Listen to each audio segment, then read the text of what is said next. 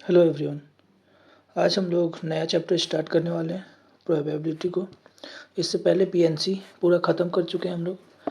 अगर पीएनसी पहले नहीं देखे हो तो पीएनसी के प्लेलिस्ट में जाओ और सारा वीडियो देख लो एक बार, क्योंकि पीएनसी का भी कॉन्सेप्ट बहुत ज़्यादा यूज होता है प्रोबेबिलिटी में। क्योंकि प्रोबेबिलिटी में भी एक तरह से काउंटिंग प्रिंसिपल को ही यूज करते हैं, लेकिन कुछ चीज़ें यहाँ पे हम लोग कॉन्सेप्ट जो डिफरेंटली लगाएंगे काउंट करने के लिए। लेकिन बिना पीएनसी का प्रोबेबिलिटी अच्छा नहीं हो सकता है। ठीक है, तो इसीलिए पहले पीएनसी देख लो, उसके बाद प्रोबेबिलिटी का देखना सही सही रहेगा।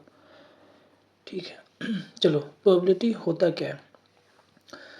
जैसे हम लोग अगर रियल लाइफ का एग्जांपल लें तो जैसे मैच, क्रिकेट मैच देखते हैं या कोई भी किसी का भी मैच होता है, इस पर टॉस होता है तो एक कॉइन को उछालता है।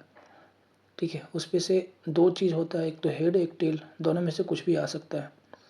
तो टॉस तो कोई भी जीतता, कोई भी मीन्स टीम रहता है, कोई भी जीत सकता है। तो अगर हम लोग ऐसे बोलें कि टॉस जीतने का एक टीम को कितना चांसेस है, ठीक है, तो सब लोग लगभग बोलेगा कि आधा चांसेस है। आधा मीन्स 50% चांसेस है, क्योंकि दोनों में से कुछ भी आ सकता है। दो ही वहाँ पे आउटकम्स हैं और दोनों में से कुछ भी आ सकता है। ठीक है, अगर कॉइन डिफ़ॉल्ट ना हो तो मीन्स एक फेयर कॉइन होना चाहिए।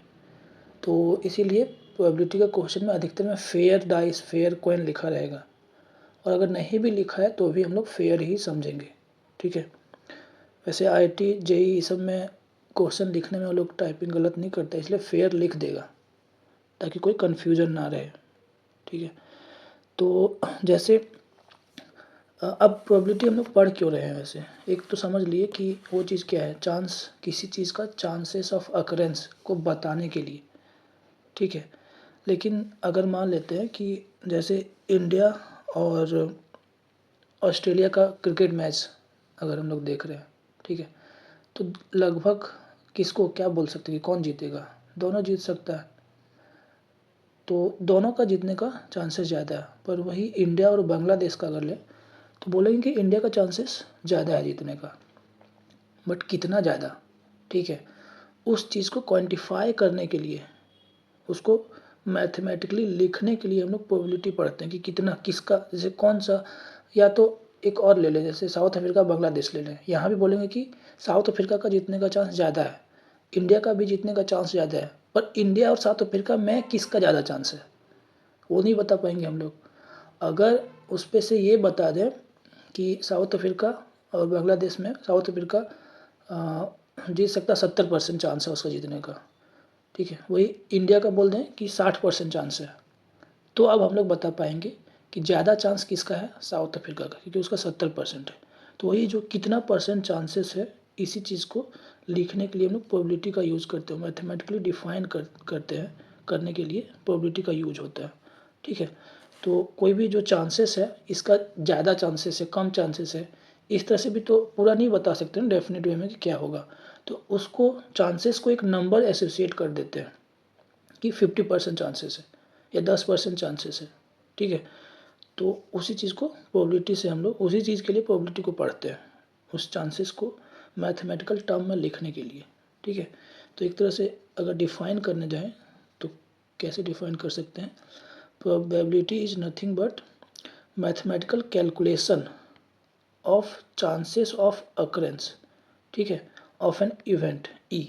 कोई भी एक इवेंट है, मैच एक इवेंट है, या डाइस थ्रो कर रहे हैं वो भी एक इवेंट है, उस पे से कुछ आने का, तो mathematical calculation of chances of occurrence of an event, उसको बोलते हैं प्रोबेबिलिटी।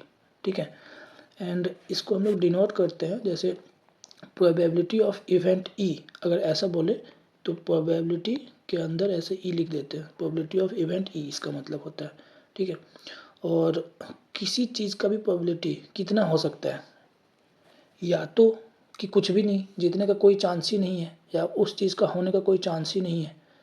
ठीक है, जैसे अगर ऐसे बोल दें कि आज मंडे है, कल सैटरडे होने का क्या चांस है, बकवास एग्जांपल है लेकिन फिर भी कुछ भी, कोई जीरो चांसेस है, कभी हो ही नहीं सकता। ठीक है, तो उस पर प्रोबेबिलिटी 0 होगा।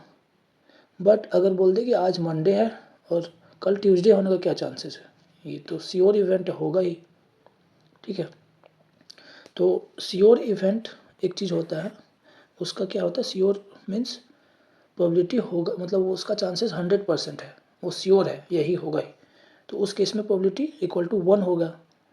और जिसका कोई भी चांस ही नहीं है, हो ही नहीं सकता कभी भी, तो उसका चांस मतलब उसको अगर प्रोबेबिलिटी के टर्म में लिखें तो उस इक्वल टू 0 आएगा। ठीक है, तो किसी चीज़ का भी प्रोबेबिलिटी 0 और 1 के बीच में इंक्लूडिंग बोथ, मतलब 1 भी आ सकता है 0 भी आ सकता है। तो प्रोबेबिलिटी ऑफ ई अगर लिखें तो ये ग्रेटर देन इक्वल टू 0 और लेस देन इक्वल टू 1 आएगा। ठीक है, जैसे कुछ एग्जांपल ले लेते हैं। जैसे कॉइन को टॉस किए हम लोग। ठीक है, कॉइन को टॉस किए तो क्या क्या आ सकता है, हेड आ सकता है या तो टेल आ सकता है। ठीक है, तो हेड का चांसेस कितना है, अगर ऐसे लिखे प्रोबेबिलिटी ऑफ हेड तो इसको बोलते हैं हाफ, और टेल का भी चांसेस हाफ ही होगा क्योंकि दो ही है टोटल, आधा आधा हो सकता है। ठीक है, इसको और अच्छे से हम लोग एग्जाम्पल समझेंगे। उससे पहले कुछ टर्म्स, इम्पोर्टेंट टर्म्स होता है, उसको समझना ज़रूरी है। तो सबसे पहला है रैंडम एक्सपेरिमेंट। रैंडम कोई भी रैंडमली एक्सपेरिमेंट कर रहे हैं तो प्रोबेबिलिटी में उसको किस तरह से डिफाइन करते हैं। तो ऐसा कोई भी एक एक्सपेरिमेंट, ठीक है, जिसका all possible outcomes are known to us, जो भी आउटकम आ सकता है वो हम लोग को पहले से ही पता है। जैसे यहाँ पे अगर कॉइन को टॉस किए तो हम लोग को आउटकम पता है, या तो हेड आएगा या तो टेल आएगा। फिर से वही बात, फेयर कॉइन होना चाहिए, बीच में अटक ना जाए, ऐसा नहीं, बीच वो सब चीज़ को कैंसिल कर देते हैं, जो मीन्स जो सही तरीका है उसी को लेंगे। ठीक है, बीच में अटकाएंगे नहीं उसको, या तो हेड में आएगा या तो टेल में आएगा। तो ऑल पॉसिबल आउटकम्स जिसका पता है हम लोग को। ठीक है, लेकिन केवल इतना से रैंडम एक्सपेरिमेंट नहीं हो जाता है। बट अभी क्या आएगा, अगर अभी हम लोग एक कॉइन को उछालें तो अभी क्या आएगा ये नहीं बता सकते हम लोग। ठीक है, अभी कुछ भी आ सकता है, दोनों में से, हेड में टेल में से कुछ भी आ सकता है। बस सारे आउटकम्स जो है, जो भी कुछ पॉसिबल आउटकम्स है वो बस पता होना चाहिए। अगर पता ही नहीं होगा तो एक्सपेरिमेंट करेंगे कैसे। ठीक है, मीन्स टोटल नंबर कितना है, इसका चांस कैसे है, कैसे बता सकते हैं अगर हम लोग को सारा आउटकम्स ही नहीं पता होगा तो आउटकम्स सारे पता होता है। ठीक है, बट अभी क्या आएगा ये नहीं पता, पहले से ही नहीं पता। नेक्स्ट है सैंपल स्पेस। सैंपल स्पेस क्या होता है, set of all possible outcomes, जो भी आउटकम्स आएगा। जैसे एक अगर डाइस को हम लोग थ्रो किए तो डाइस में क्या क्या आ सकता है, 1 से लेके 6 तक कुछ भी आ सकता है। ठीक है, तो आउटकम और सैंपल पॉइंट क्या होता है, ये डाइस को अगर डाई को एक थ्रो किए तो 1 2 3 ऐसे करके 6 तक आ सकता है। तो ये सारे चीज़ें क्या है, आउटकम, या तो इसको सैंपल पॉइंट भी बोलते हैं। ठीक है, सैंपल पॉइंट मीन्स जो भी आउटकम है उसी को सैंपल पॉइंट बोलते हैं। और सारे आउटकम को अगर हम लोग एक साथ कंसिडर करेंगे उससे एक सेट बन जाएगा। ठीक है, जैसे 1 से लेके 6 तक, इसको सेट ऐसे डिनोट करते हैं। तो ये पूरा क्या हो जाएगा, ये पूरा एक सैंपल स्पेस। ठीक है, मीन्स हम लोग एक्सपेरिमेंट कर रहे हैं तो किसी चीज़ का आने का नहीं आने का प्रोबेबिलिटी फाइंड कर रहे हैं। तो किसके रिस्पेक्ट में कर रहे हैं, मतलब एक सैंपल स्पेस तो होना चाहिए ना, कि दुनिया में कुछ भी है, हर चीज़ में, हर चीज़ को एक सैंपल मतलब एक डेफिनेट सैंपल स्पेस होना चाहिए कि हाँ ये इतना सब ये सब चीज़ें हैं, इस पे से इस चीज़ का होने का क्या होगा या नहीं होने का क्या होगा। ठीक है, तो उसी चीज़ के लिए सैंपल स्पेस होता है। ठीक है, जैसे एक कॉइन इज टॉस्ड ट्वाइस, कोई भी एक कॉइन है उसको 2 बार टॉस किए, if second throw result in head a die is thrown. ठीक है, क्या क्या बोल रहा है कि कॉइन को 2 बार हम लोग टॉस किए, तो सबसे पहले ना सैंपल स्पेस लिखना सीखना पड़ेगा। तो अगर जैसे एक डाई को थ्रो किए तो 1 से लेके 6 तक आएगा। ठीक है, ऐसे एक कॉइन को टॉस किए तो हेड आएगा या तो टेल आएगा। ठीक है, अब इसी चीज़ को 2 बार टॉस कर दे रहे हैं, तो 2 बार टॉस कर रहे हैं तो क्या आएगा, हेड, देखो ऐसे लिख लेना, हेड और टेल। ठीक है, और ये एक बार परफॉर्म किए तो ऐसा आया। अगर दोबारा कर रहे हैं तो इसी चीज़ को एक बार और रिपीट कर लो, ठीक है, ऐसे।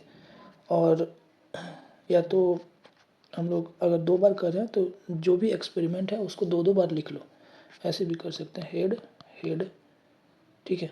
या तो दूसरी बार में भी ऐसे कर सकते हैं, एक तरीका कोई फॉलो करो, जितना बार भी एक्सपेरिमेंट कर रहे हैं उसको उतना बार लिख लो। उसके बाद नेक्स्ट टाइम में इसको हेड हेड लिख देंगे, इसको टेल टेल लिख देंगे, ऐसे करके, ठीक है। अब जैसे इस पे देखें, अगर 2 डाइस को थ्रो किए, ठीक है, तो 2 डाइस को थ्रो किए तो क्या क्या आएगा, 1 से लेके 1 2, पहला वाला में 1 से लेके 6 तक।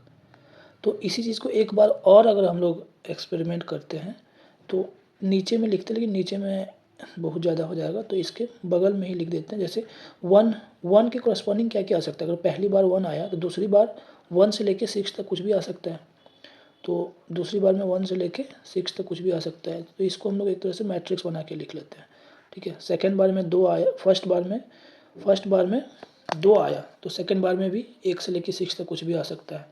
ऐसे करके ये 2 डाइस को अगर थ्रो करते हैं तो इसका ये सैम्पल स्पेस है, ठीक है।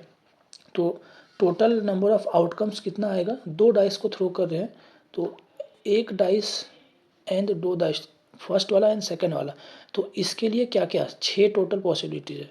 इसके लिए टोटल कितना है, 6। अब 2 डाइस को साथ में कर रहे हैं तो ऐसा तो नहीं कि एक को किए, एक डाइस को थ्रो किए और दूसरा डाइस को, और तो नहीं है, एंड है ना यहाँ पे, एक डाइस को थ्रो किए एंड दूसरा को, इसीलिए इनटू होगा, तो टोटल पॉसिबिलिटीज़ 36 आएगा, ठीक है। तो अब जो मेरा क्वेश्चन है, जो एग्जांपल है, एक कॉइन को टॉस किए 2 बार तो ये आउटकम्स आ गया, ठीक है। If the second throw result in head, जो सेकेंड थ्रो ये वाला अगर इस पे हेड है तो एक डाइस को भी थ्रो कर दिए, ठीक है। सेकेंड रिजल्ट हेड क्या क्या आ रहा है, 2 बार आ रहा है। तो ये अगर ये दोनों एक्सपेरिमेंट में एक डाइस को भी थ्रो कर रहे हैं, ठीक है, अगर ये दोनों कुछ भी आया आउटकम्स, ये फर्स्ट वाला और सेकेंड वाला, तो एक डाइस को भी थ्रो कर रहे हैं। तो इसको अब हम लोग को सैम्पल स्पेस अगर लिखना है तो कैसे लिखेंगे। सबसे पहली बात, ये हेड और टेल और टेल आया तो इसके लिए कुछ भी थ्रो नहीं कर रहे हैं, तो इसको पहले लिख लिए, ठीक है। उसके बाद हेड हेड आया, सेकेंड वाला में हेड आया और ये हेड हेड आया तो एक डाइस को थ्रो कर रहे हैं, तो क्या क्या चांस हो सकता है, 1 से लेके 6 तक कुछ भी हो सकता है, तो 1 से लेके 6 तक रिजल्ट कुछ भी आ सकता है, ठीक है। तो हेड हेड एंड थर्ड वाले में क्या है, एक डाइस को थ्रो कर रहे हैं तो 1, ठीक है, या तो 2 या तो 3 4 5 6 ये आ सकता है हेड हेड के साथ। अब टेल और हेड आया, टेल और हेड, उसके बाद भी अगर सेकेंड वाला में हेड आ रहा है तो यहाँ भी एक डाइस को थ्रो कर रहे हैं तो 6 आउटकम्स और आएगा, ठीक है। तो ये टोटल सैम्पल स्पेस है, तो सैम्पल स्पेस बनाना आना चाहिए, ठीक है। जो भी दिया हुआ पहली बार में ये कर रहे हैं, दूसरी बार में ये कर रहे हैं, तो इनटू होगा ना, तो जितना भी रिजल्ट आएगा मल्टीप्लाई हो जाएगा। तो यहाँ पे हेड हेड आया, उसके बाद 6 आउटकम है तो 6 से इनटू हो जाएगा, तो 6 बार आउटकम बन रहा है इसीलिए, ठीक है। नेक्स्ट है इवेंट क्या होता है। इवेंट एक जो भी सैम्पल स्पेस हम लोग बनाए, सैम्पल स्पेस का ही सबसेट होता है। जैसे इस सैम्पल स्पेस पे ऐसा बोल दे कि फर्स्ट जो थ्रो किए हैं उस पर 2 का मल्टीपल आ जाए, ठीक है। फर्स्ट बार में 2 का मल्टीपल आ जाए तो क्या क्या बनेगा, ये वाला 2 का मल्टीपल फर्स्ट बार में, ये वाला पूरा पूरा रो, सेकेंड वाला रो, फिर जो फोर्थ वाला रो है, फिर सिक्स्थ वाला रो, तो ये टोटल 6 6 6 18 आएगा, ठीक है। उस इवेंट में 18 आउटकम्स आएगा, जिस पे बोला हुआ कि फर्स्ट जो डाइस को थ्रो कर रहे हैं उस पर 2 का मल्टीपल आना चाहिए, ठीक है।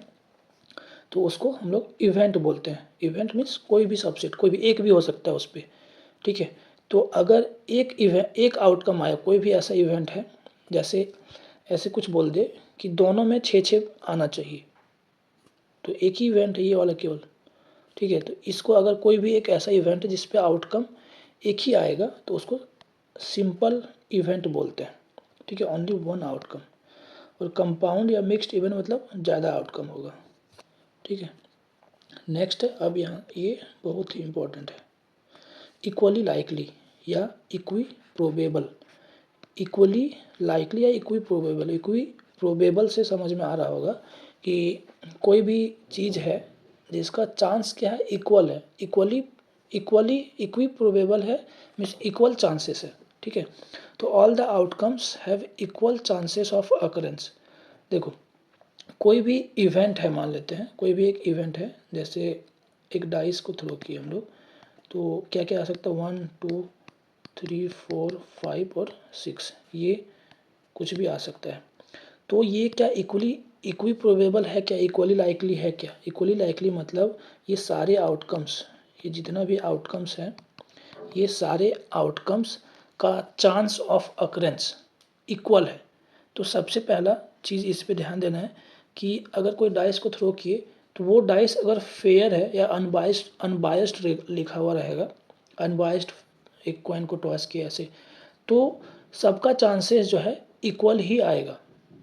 एक कॉइन को टॉस किए या तो एक डाइस को थ्रो किए, ठीक है, तो 1 से लेके 6 तक है, ये कोई भी आ सकता है। ऐसा तो नहीं कि 4 का चांसेस ज़्यादा आएगा या 5 का ज़्यादा है, तो सबका इक्वल चांसेस ऑफ अकरेंस है, तो इसको बोलते हैं इक्वी प्रोबेबल या इक्वली लाइकली, ठीक है। Event have equal chances of occurrence means equally, अच्छा इक्वली लाइकली इवेंट उसको बोलते हैं, वो इवेंट को बोलेंगे जिसका चांसेस ऑफ अकरेंस इक्वल है। और आउटकम्स को अगर इक्वल, जो आउटकम्स है जैसे 1 आउटकम्स है, 2 है, इसका चांसेस सबका इक्वल है, तो टोटल 6 नंबर है मेरे पास, तो इसका आउटकम्स, इसका चांसेस कितना होगा, 1 का कितना होगा, 2 का कितना होगा, तो 1/6 होगा। इतना हम लोग को नॉर्मली समझ में आता है, ठीक है। नेक्स्ट है, या इस पे एक और एग्जांपल जैसे देख लेते हैं। जैसे ऐसे बोल दे कि कोई एक इवेंट है, एक डाइस को थ्रो किए हम लोग, ठीक है, जिसपे से आउटकम मान लेते हैं कि आउटकम इज 3 या आउटकम इज मल्टीपल ऑफ 2, एक ऐसा मान लेते हैं कि आउटकम इज मल्टीपल ऑफ 3, ऐसा बोल दिए, ठीक है। और एक ऐसा ले लिए, ये आउटकम है, ठीक है, और एक ले लिए कि आउटकम इज नॉट 3, ऐसे कुछ ले लिए।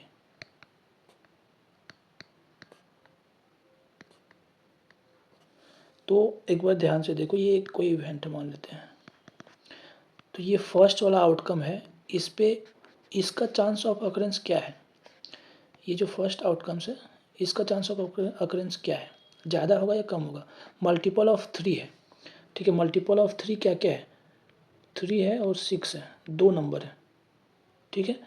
और नॉट थ्री में क्या क्या आएगा, 1 2 4 5 6, तो अगर ध्यान से देखोगे कि ये 5 नंबर है, ये कितना है, 2 ही है, और इक्वली लाइकली है, तो इसका चांस तो ज़्यादा है ना। अगर हम लोग कॉइन को टॉस किए तो ये 5 में से कोई भी आ सकता है, यहाँ 2 ही है, तो ये दोनों इक्वल, ये अगर इवेंट हम लोग इस तरह से डिफाइन किए तो इक्वली लाइकली नहीं है, ठीक है। इक्वली, ये वाला इक्वली लाइकली है, बट ये वाला इवेंट इक्वली लाइकली नहीं है। नेक्स्ट, म्यूचुअली एक्सक्लूसिव, या इसको डिसजॉइंट बोलते हैं या इनकॉम्पेटिबल बोलते हैं, इनकॉम्पेटिबल। म्यूचुअली एक्सक्लूसिव ज़्यादा फेमस है, डिसजॉइंट भी ज़्यादातर यूज करते हैं हम लोग, ठीक है। अब ये क्या है, event which can't occur simultaneously, 2 event या 3 इवेंट, कितना भी इवेंट हो सकता है, वो एक साथ नहीं होगा, ठीक है, वो कभी भी एक साथ नहीं आ सकता है। जैसे एक डाइस को थ्रो किए हम लोग, ठीक है, तो डाइस में क्या क्या आएगा, 1 2 3 4 5 और 6, ठीक है। अब एक इवेंट डिफाइन कर दिए इवन, ऐसा बोल दिए कि इवेंट वाला आना चाहिए, और एक इवेंट दूसरा डिफाइन किया ऑड आना चाहिए, तो इस पे देखो क्या क्या आएगा, इवेंट है तो 2 4 और 6, इस पे क्या आएगा 1 3 और 5, तो ये दोनों इवेंट म्यूचुअली एक्सक्लूसिव है क्या, क्या बोले, म्यूचुअली एक्सक्लूसिव मतलब दोनों एक साथ नहीं आ सकता है। तो अगर इवन आएगा तो कभी भी ऑड आएगा क्या, नहीं आ सकता, या ऑड आया तो कभी भी इवन आएगा क्या, नहीं आ सकता है, ठीक है। तो एक तो ये हो गया कि साइमल्टेनियसली नहीं आ सकता है। दूसरा तरह से हम लोग इस तरह से डिफाइन कर सकते हैं कि ये दोनों में कोई कॉमन पॉइंट नहीं होना चाहिए। ये पहला चीज़ है। ये दूसरा चीज़ है कि कोई भी कॉमन पॉइंट नहीं होना चाहिए। अब ये दो इवेंट है, दो इवेंट में कोई भी कॉमन पॉइंट है क्या? नहीं है। ठीक है, तो ये भी इस तरह से भी डिफाइन कर सकते हैं कि कोई कॉमन पॉइंट नहीं होना चाहिए। तीसरा तरह से ऐसे डिफाइन कर सकते हैं, ये भी सबसे इम्पोर्टेंट है कि दो इवेंट वो म्यूचुअली एक्सक्लूसिव तब होगा if occurrence of one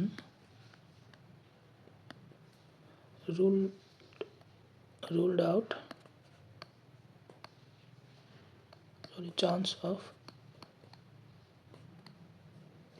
occurrence of other। क्या बोल रहे हैं कि अगर एक हुआ तो दूसरा नहीं हो सकता कभी भी। एक हो गया तो वो दूसरे को होने का चांस को रूल्ड आउट कर देता है, उसको जीरो बना देता है। और नाम से भी देखो म्यूचुअली एक्सक्लूसिव है, एक्सक्लूड कर देना। अगर एक आया तो दूसरे को एक्सक्लूड कर दे रहा है, उसको हटा दे रहा है, वो कभी आ ही नहीं सकता है।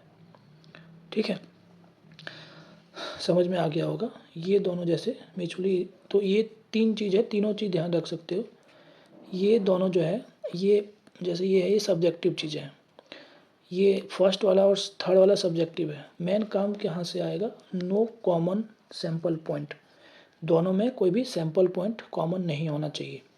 ठीक है, अब जैसे ऐसे बोल सकते हैं कि एक डाइस को थ्रो किए, ठीक है, ये जो भी आया 1 से लेके 6 तक। अब एक कॉइन को टॉस कर दिए तो कॉइन में हेड और टेल आएगा। तो अब केवल जिसको ये वाला पॉइंट पता है कि नो कॉमन सैम्पल पॉइंट, तो यहाँ तो कोई भी कॉमन सैम्पल पॉइंट है ही नहीं, है क्या? यहाँ से 1 से, ये तो नंबर है 1 से लेके 6 तक, और ये लेटर्स हैं हेड या टेल, तो यहाँ भी कॉमन नहीं है। लेकिन ये म्यूचुअली एक्सक्लूसिव नहीं है। ठीक है, ये म्यूचुअली एक्सक्लूसिव क्यों नहीं है? क्योंकि ऐसा तो नहीं है कि हम लोग डाइस को थ्रो किए तो कॉइन को थ्रो कर ही नहीं सकते, या तो कॉइन को थ्रो किए तो डाइस को रोल कर नहीं सकते, ऐसा तो कुछ नहीं है। एक अगर हो रहा है तो दूसरे को हटा दे रहा, पूरा एक्सक्लूड कर दे रहा है, ऐसा तो कुछ नहीं है ना। तो ये दोनों म्यूचुअली एक्सक्लूसिव नहीं है, ये दोनों इंडिपेंडेंट होता है। अभी इंडिपेंडेंट पढ़ेंगे। ये दोनों इंडिपेंडेंट मतलब एक दूसरे से फ़र्क नहीं पड़ेगा। अगर डाई को थ्रो किए तो कॉइन में क्या आएगा कोई फ़र्क नहीं, कोई मतलब नहीं है उसको, कुछ भी आ सकता है। ठीक है, बट यहाँ भी कॉमन पॉइंट नहीं है, तो ऐसा नहीं बोल देंगे कि म्यूचुअली एक्सक्लूसिव है। म्यूचुअली एक्सक्लूसिव मीन्स साइमल्टेनियसली नहीं आ सकता है, या एक अगर हुआ तो दूसरा का चांस को जीरो बना देता है, कभी नहीं आ सकता है। एक इवेंट डाई को थ्रो किए तो कॉइन को भी तो थ्रो कर ही सकते हैं ना। तो ये दोनों म्यूचुअली एक्सक्लूसिव नहीं है, ये बहुत इंपॉर्टेंट है, ये इंडिपेंडेंट है। ठीक है, नेक्स्ट है म्यूचुअली एग्जॉस्टिव इवेंट। ये वर्ड से समझ में आ रहा है, एग्जॉस्टिव मीन्स पूरा एग्जॉस्ट कर देना। एग्जॉस्ट समझ वर्ड सुने होगे कि पूरा ख़त्म कर देना, ऐसा एक मीनिंग होता है। ठीक है, तो म्यूचुअली मीन्स दो तीन मिला के एग्जॉस्ट कर दे रहा है। किसको एग्जॉस्ट कर दे रहा है? यूनियन को, मतलब सॉरी सैम्पल स्पेस को। ठीक है, कोई भी एक सैम्पल स्पेस है, जैसे वही एक डाइस को लोग रोल किए तो 1 से 1 2 3 4 5 और 6 मान लेते हैं। एक इवेंट E1 को हम लोग इवेंट मान लिए और एक इवेंट 2 ऑड वाला टर्म्स मान लिए। ठीक है, तो यहाँ पे आएगा 2 4 और 6, यहाँ पे 1 3 और 5। ठीक है, अब इसका अगर हम लोग यूनियन ले लें तो क्या बन जाएगा?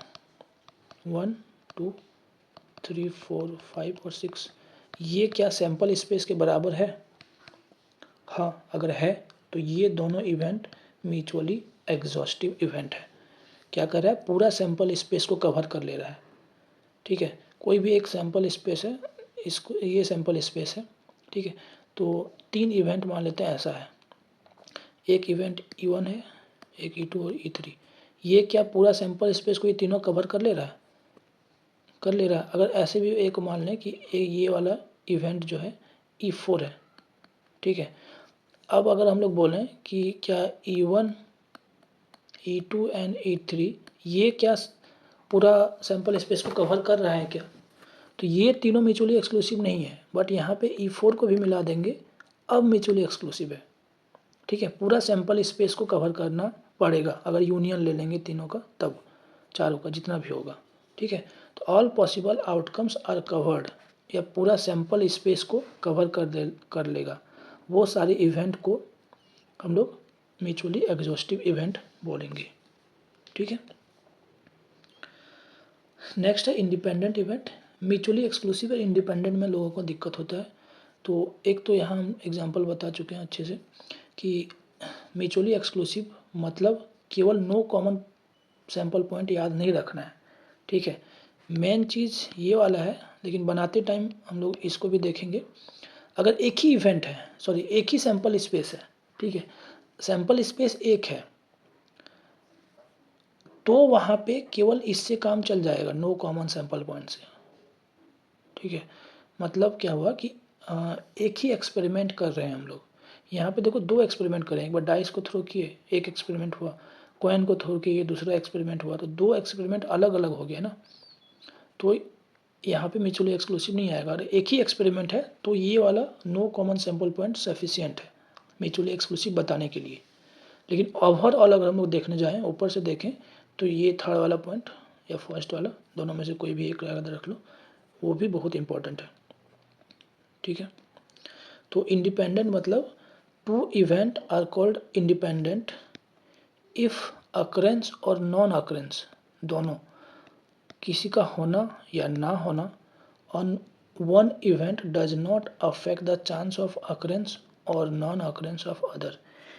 ऐसा दो इवेंट है या तीन इवेंट है, जितना भी इवेंट होगा, ठीक है, एक अगर हो रहा है, एक अगर हो रहा है या नहीं हो रहा है, तो दूसरे से कोई फ़र्क नहीं पड़ता उसको कि दूसरा हो रहा है या नहीं हो रहा है। वो इवेंट, वो आउटकम्स आए या ना आए, वो इवेंट हो या ना हो, उससे कोई मतलब नहीं है उसको। ठीक है, जैसे ये वाला एक डाइस को थ्रो किए तो एक इवेंट ये यहाँ पे आया, अब ये कॉइन को टॉस किए, तो डाइस और कॉइन एक दूसरे से कोई मतलब नहीं है दोनों को। डाइस को कॉइन किए, डाइस को थ्रो टॉस किए, ठीक है, यहाँ पे जो भी आए, यहाँ पे डाइस वाला में जो भी आए, एक दूसरे से कोई मतलब नहीं है, तो इंडिपेंडेंट है दोनों। ठीक है, समझ में आ गया होगा मेरे ख्याल से। नेक्स्ट है क्लासिकल प्रोबेबिलिटी। तो इस पे क्या है, if a random experiment having total m plus n equally likely outcome, ये मेन चीज़ है, इक्वली लाइकली आउटकम। एक कोई सैंपल स्पेस बना रहे हैं, उस पे से सारे आउटकम्स जो है वो इक्वली लाइकली होना चाहिए, सबसे पहली बात। ठीक है, तो ही क्लासिकल प्रोबेबिलिटी का डेफिनेशन हम लोग यूज करेंगे। ठीक है, उस पे से out of which m favours event e and n unfavour, ठीक है, इवेंट ई को अनफेवर कर रहा है, एम फेवर कर रहा है और एन अनफेवर कर रहा है, तो टोटल तो एम प्लस एन है। Then probability of occurrence of event E, अगर प्रोबेबिलिटी ऑफ इवेंट ई निकालने जाए तो इवेंट ई प्रोबेबिलिटी क्या होता है, चांस, चांस उसका कितना है, तो क्या होगा, जो फेवर कर रहा है, ठीक है, डिवाइडेड बाय टोटल। इसका चांस फेवर जो कर रहा है उसी से तो इसका चांस आएगा ना, तो जितना भी नंबर फेवर कर रहा है और डिवाइडेड बाय टोटल, तो ये इसका प्रोबेबिलिटी हो जाएगा। तो number of favourable outcomes divide by total numbers of outcome. ठीक है, तो यही डेफिनेशन होता है प्रोबेबिलिटी का। अब कुछ नोट, जैसे sum of probability of all outcomes, ठीक है, सारे आउटकम्स, जैसे कोई भी एक सैंपल स्पेस है, कोई भी एक सैंपल स्पेस मान लिए, ठीक है, इस पे से कुछ कुछ इवेंट है, तो इसका कुछ प्रोबेबिलिटी होगा, इसका कुछ प्रोबेबिलिटी होगा, इसका कुछ प्रोबेबिलिटी होगा। ठीक है, ये एक पूरा सैंपल स्पेस है जिसपे से कुछ इवेंट है। अब सबको सम करने जाएं तो इसका कुछ मान लेते हैं, जैसे ये आधा सबको हाफ हाफ में डिवाइड करें तो 1/4 इसका प्रोबेबिलिटी होगा, इसका भी 1/4, इसका भी 1/4, ये वाला का भी 1/4। तो सबको मिलाने जाएं तो एक आ जाएगा। अगर सबको मिला दे रहे मतलब क्या हो रहा है कि ये पूरा सैंपल स्पेस को ही आने का प्रोबेबिलिटी कितना है, सिंपल ऐसे बोल सकते हैं ये वाला कि प्रोबेबिलिटी ऑफ सैंपल स्पेस, वो खुद ही सैंपल स्पेस है, उसी में तो हम लोग देखते हैं कि दूसरे नंबर कितना है, तो पूरा सैंपल स्पेस को ही आने का क्या है, हमेशा तो कुछ भी उठाएंगे सैंपल स्पेस से ही नंबर आएगा। ठीक है, इसीलिए वो तो क्या हो गया, एक तरह से श्योर इवेंट हो गया। तो probability of sample space sure event है, वहीं से तो आएगा ही ना, और कहाँ से आएगा, तो उसका वैल्यू 1 आएगा। ठीक है, तो वही है प्रोबेबिलिटी ऑफ सैम्पल स्पेस, या तो sum of probability of all the outcomes, sum of probability of all the outcomes, या यहाँ इवेंट भी बोल सकते हैं। ठीक है, sum of probability of all the event, जितना भी इवेंट है, इवेंट क्या है, इसका सबसेट, तो सबका सबसेट का भी अगर सम करने जाएँ तो हमेशा 1 आएगा। ठीक है, दूसरा ये चीज़ हम लोग पढ़ चुके हैं, प्रोबेबिलिटी ऑफ कोई भी इवेंट है इसका 1 है मतलब वो श्योर इवेंट है, और जिसका प्रोबेबिलिटी 0 है तो वो इम्पॉसिबल इवेंट है, वो कभी हो ही नहीं सकता है, इम्पॉसिबल है, और प्रोबेबिलिटी 0 से 1 के बीच में लाई करता है। ठीक है, ये 5वां पॉइंट इम्पॉर्टेंट है, ज़्यादा इम्पॉर्टेंट है, वो सब तो सब इम्पॉर्टेंट था ही। Odds in favour of any event E. ठीक है, odds in favour of an event E मतलब क्या होता है इसका, किसी कोई भी इवेंट का, ठीक है, ऑड्स इन फेवर मतलब number of favourable outcome divided by unfavourable outcome. हम लोग प्रोबेबिलिटी में क्या करते हैं, number of favourable outcome divided by total.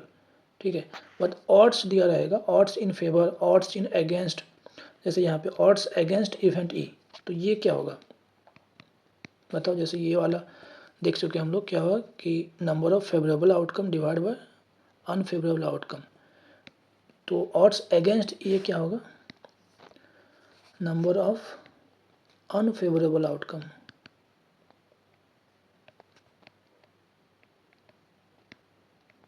Divided by favourable outcome.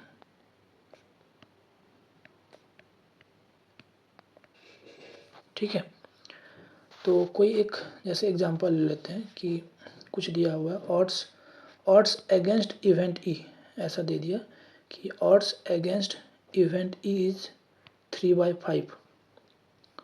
ठीक है, odds against event E is 3/5, तो प्रोबेबिलिटी ऑफ इवेंट ई क्या होगा, ऐसा क्वेश्चन दे दे, या odds in favour of event ई क्या होगा।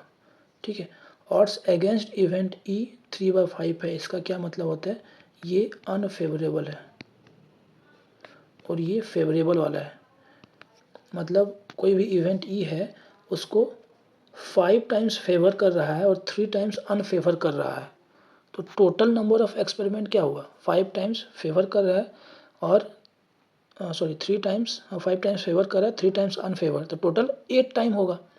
ठीक है, तो टोटल नंबर ऑफ आउटकम कितना आएगा, 8। तो मुझे निकालना क्या है, प्रोबेबिलिटी ऑफ इवेंट ई, अगर प्रोबेबिलिटी ऑफ इवेंट ई तो फेवरेबल डिवाइड बाय टोटल, तो फेवरेबल क्या है नीचे वाला, तो ये 5 है, टोटल कितना है 3 + 5, तो ये हो गया प्रोबेबिलिटी ऑफ इवेंट ई।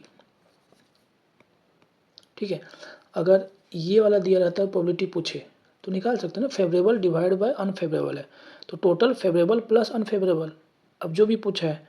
ठीक है, और अब यही वाला में यहाँ पे पूछ दे, ये ऑड्स अगेंस्ट इवेंट ई दिया हुआ 3/5 और बोले कि ऑड्स इन फेवर ऑफ ई, ये क्या होगा, तो हम लोग फेवर को ऊपर में लिखेंगे, अनफेवर को नीचे, बस इसी को उल्टा कर दो तो 5/3 हो जाएगा, और प्रोबेबिलिटी क्या होगा 5/3 + 5। ठीक है, नेक्स्ट है probability of non occurrence of event E. Non occurrence means जैसे कोई एक सैम्पल स्पेस है, ऐसे मान लेते हैं, तो एक कोई इवेंट ए है ये वाला, ठीक है, एक कोई बी है, तो एक इवेंट ए है, इसका चांस ऑफ अकरेंस, इसको लिखते हैं हम लोग प्रोबेबिलिटी ऑफ ए। ठीक है, बट बोल रहा है कि non occurrence of event A, मतलब कोई भी एक इवेंट ए है, इसको छोड़ के ये नहीं होना चाहिए, बस इसको नहीं होना है, इसको छोड़ के बाकी सब कुछ आ जाएगा। ठीक है, तो ये एक पूरा अगर सैम्पल स्पेस है और ए वाला को एक्सक्लूड कर दे रहे हैं हम लोग, तो ये टोटल सैम्पल स्पेस का प्रोबेबिलिटी कितना होगा, हमेशा 1। ठीक है, उस पे से इवेंट ए को माइनस कर दे रहे हैं, तो इसका प्रोबेबिलिटी को एक तरह से माइनस कर रहे हैं। ठीक है, तो probability of non occurrence of event ई, इसको हम लोग सिंपल ई डैश से भी डिनोट कर देते हैं, ई बार से भी डिनोट करते हैं। ठीक है, या नॉट ई लिख देते हैं, ऐसे भी लिखते हैं। तो ये सब का सिंपल मतलब है 1 - प्रोबेबिलिटी ऑफ ई। ठीक है, इसको छोड़ के जितना भी बच गया उसका क्या चांसेस है आने का। Probability of non occurrence of event, E मतलब होता है कि उसको छोड़ के जो भी बच गए हैं सैंपल पॉइंट उसका क्या चांसेस है। तो टोटल प्रोबेबिलिटी, जो टोटल सैंपल स्पेस का जो भी प्रोबेबिलिटी रहेगा उस पे से उस इवेंट को माइनस कर देंगे तो जो बचा हुआ है उसका प्रोबेबिलिटी आ जाएगा। ठीक है, क्योंकि पूरा सैंपल स्पेस का प्रोबेबिलिटी 1 होता है। तो ये समझ में आ गया होगा। ठीक है, कुछ पॉइंट्स है, बहुत ही इंपॉर्टेंट पॉइंट है। क्या है, जैसे हम लोग प्रोबेबिलिटी में पढ़े थे, वहाँ पे मल्टीप्लिकेशन प्रिंसिपल पढ़े थे, एडिशन प्रिंसिपल पढ़े थे। ठीक है, तो मल्टीप्लिकेशन प्रिंसिपल का क्या मतलब है, multiply probability of independent event. जैसे वहाँ पे हम लोग पढ़े थे कि कोई भी दो जैसे हम लोग एग्जांपल लिए थे कि ए से बी तक जाना है। ठीक है, तो कैसे कैसे जा सकते हैं, रास्ता कुछ है, ये तीनों रास्ता जो है एक दूसरे से इंडिपेंडेंट है। तो इसका हम लोग यहाँ पे अगर ए से बी तक जाना होता था तो क्या करते थे, या ए से सी तक जाना है वाया बी तो क्या करते थे।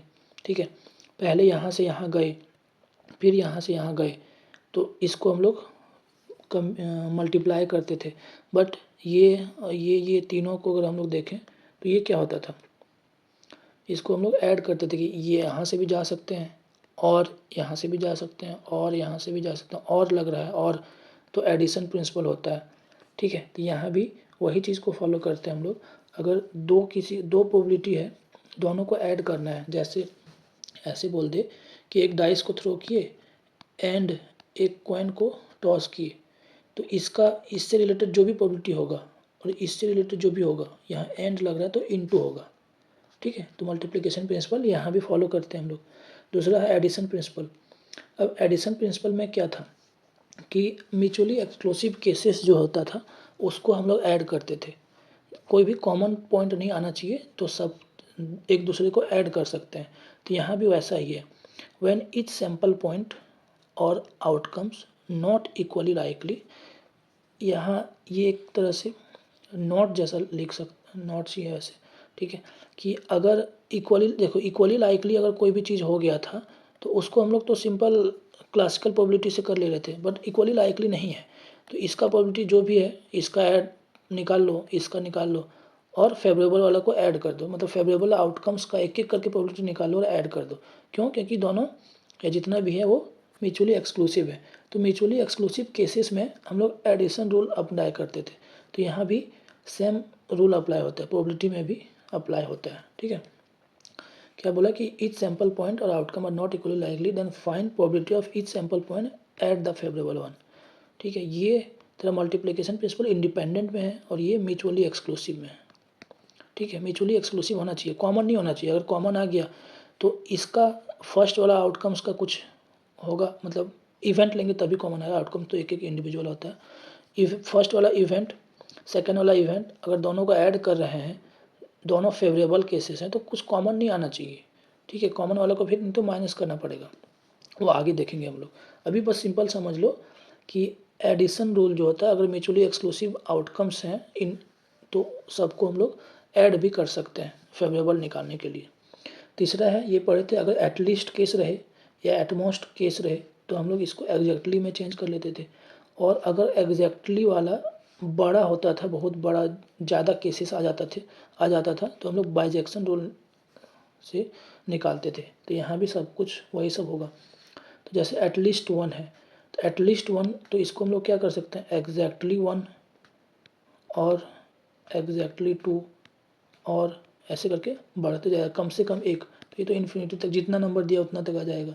ऐसे एटमोस्ट वन दिया हुआ है, एटमोस्ट वन में क्या आएगा, ज़्यादा वन, तो एग्जैक्टली जीरो। अच्छा, जीरो वाला भी यहाँ तो नहीं आएगा, एग्जैक्टली जीरो और एग्जैक्टली वन, ये दो केस ही आएगा। अच्छा, टू भी है और एग्जैक्टली टू, ये तीन केस आएगा एटमोस्ट टू में। तो एटलीस्ट वन में ये सारे केसेस आएंगे। ठीक है, तो यहाँ देखो एटलीस्ट वन में ये बहुत सारे केसेस आ रहा है, तो इसको हम लोग बाइजेक्शन से कर सकते हैं। कैसे, टोटल माइनस किसको माइनस कर दे तो एटलीस्ट वन आ जाएगा, जीरो वाला, एग्जैक्टली जीरो वाला को माइनस कर देंगे तो ये निकल जाएगा। तो इसको बाइजेक्शन बोल देते हैं। ठीक है, ये सब कुछ ना निकाल के केवल जीरो वाला निकाल लें और टोटल निकाल लें टोटल में से इसको माइनस कर देते थे। ठीक है, अब नेक्स्ट वीडियो में हम लोग क्वेश्चन करेंगे।